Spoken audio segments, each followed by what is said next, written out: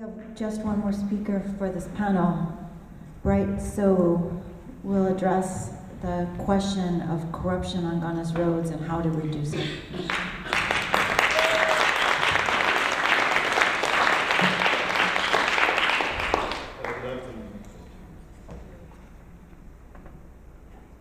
Good afternoon.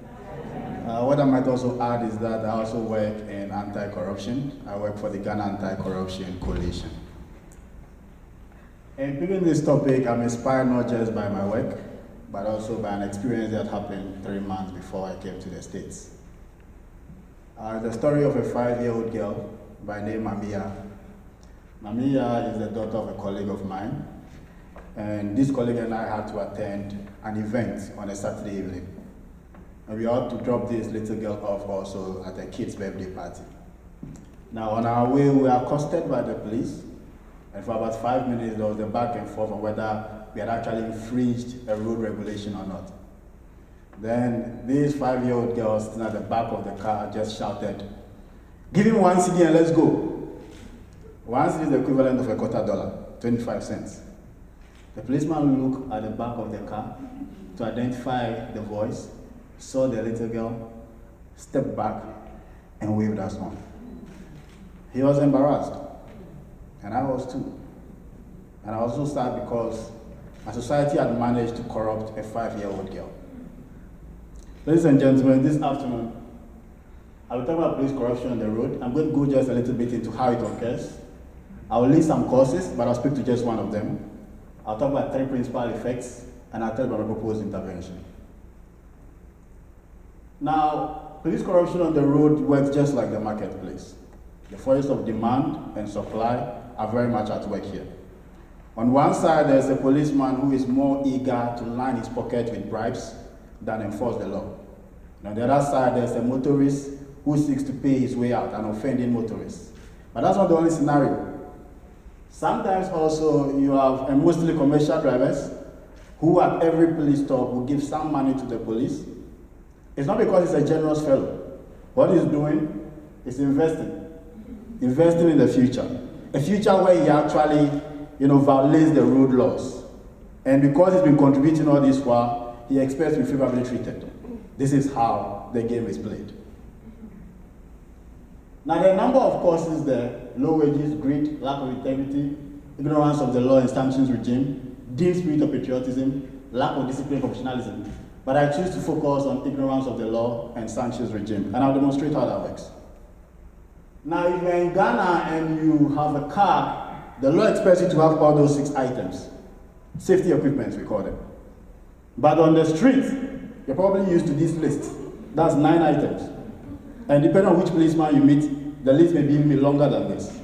And in case you're curious about the last item, the machete, the idea, as I was told, was that should you be driving and your road is blocked by a fallen tree, you go to the boot of your car, take out the machete, and cut the branch, to pave it first. I mean, I cannot do it, but that's what they believe to be the law. So this is what happens. You could be accosted by a police, and it's asking for an item that's not even in the law at all. And because you do not know, you are induced to bribe said police officer before you can move on. Now the effects. The very first, and the one that's of most concern to me, is public safety. When you have minors on the road, and you have people intoxicated with alcohol driving, and you have unlicensed people on the road, the one thing common to all of them is that they can bribe their way out. And often the effect has to do with the public. Last year, 11,000 road accidents, representing 2.2% increase from the previous year. Now that tells a story. Nobody is safe when the police can be bribed on our roads. There is a cost of transportation, the economic angle to all of this. Now, assuming we're picking a taxi from here in the business school to Walmart, and assuming there are 5 police stops between this distance, if a Ghanaian taxi driver knows that it costs $25 to take it to Walmart, he's going to charge you $50, because $1 per each checkpoint. So in a way, that cost is borne by the passenger. And it gets worse if that passenger is a trader, because by virtue of the goods he's going to sell, the whole public pays for it. The third one is that it erodes public confidence in the police. Ghana has a fairly robust anti-corruption legislation framework. The problem is the enforcement. And that's because one of the principal enforcers have become a part of the problem. My proposed solution, I'm looking at having a multi-stakeholder education on the laws and regulations of the road, and my target are commercial drivers.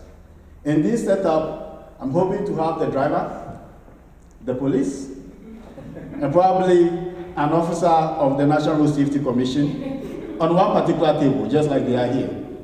And have him, the same guy who takes the 25 cents on the table, explain to him the laws on the road, with this gentleman supervising. The rationale here is that if he's empowered with the laws and regulations of the road, he's less susceptible to offend and less susceptible to offer bribes. I also feel uniquely placed to do this because of where I work.